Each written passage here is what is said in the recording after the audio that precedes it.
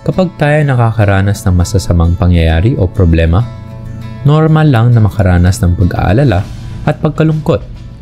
Gayunpaman, kapag hindi naagapan na bigyan lunas ang mga problema at pakiramdam na ito, maaaring ito magresulta sa isang mental health disorder, kagaya ng depression at anxiety. Ano nga bang ibig sabihin ng depression? Ang depression ang isang kondisyon na nagdudulot ng pagkabalisa, pagkalungkot, at pagkawala ng interest sa mga karaniwang ginagawang gawain. Base sa DSM-5, upang masabi ang isang tao ay may depression o major depressive disorder, kailangang nakakaranas ng isa sa mga simptomas na ito: pagkalungkot o pagkawala ng interest o kasiyahan sa nakasanayan. Bukod sa dalawang ito, may depression ang isang tao kung siya ay nakakaranas ng 5 o higit pang mga simptomas sa loob ng 2 linggo.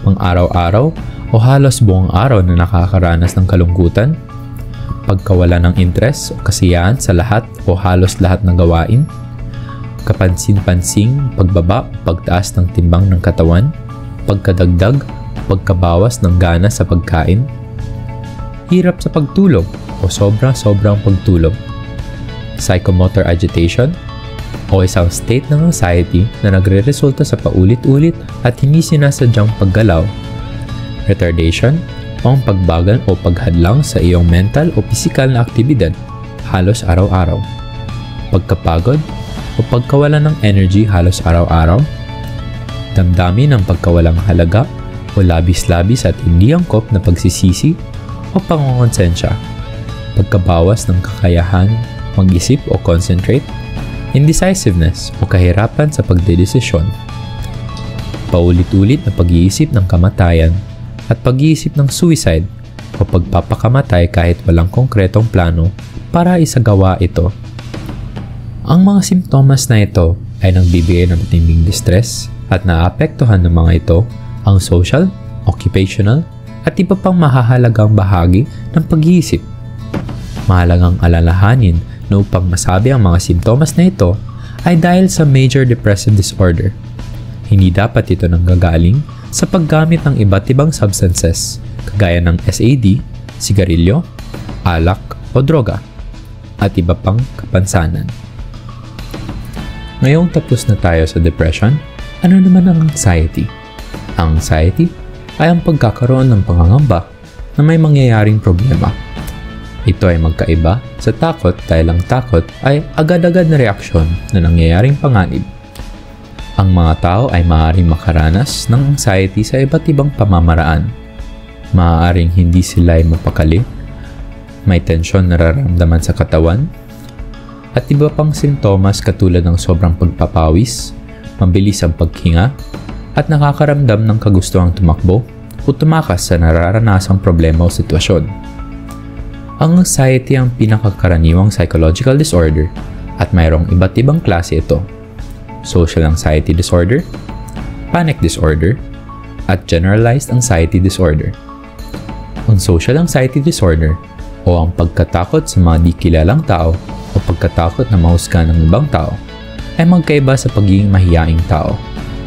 Ayon sa DSM-5, ito ang criteria ng social anxiety disorder: disproporsyonadong takot na laging nararanasan kapag nasa kaganapang may posibilidad na mahusgahan ng ibang tao, kagaya ng presentasyon sa klase, performance sa harap ng maraming tao, at iba pa.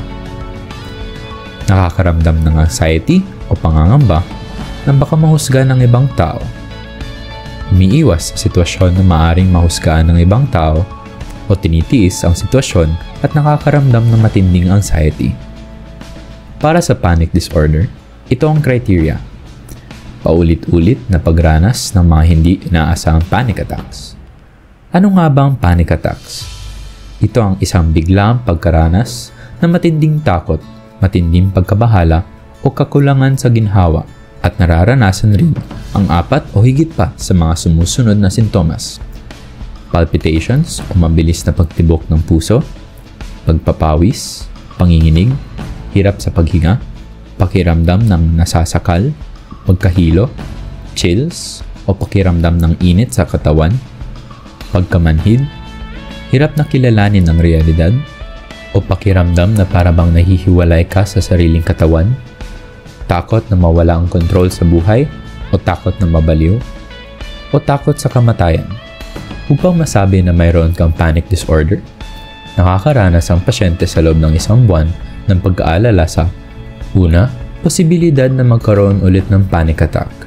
Pangalawa, maramdaman ang mga masamang epekto ng pagkaroon ng panic attack.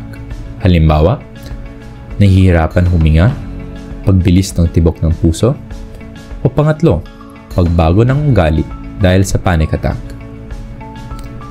Para sa generalized anxiety disorder, ito ang criteria.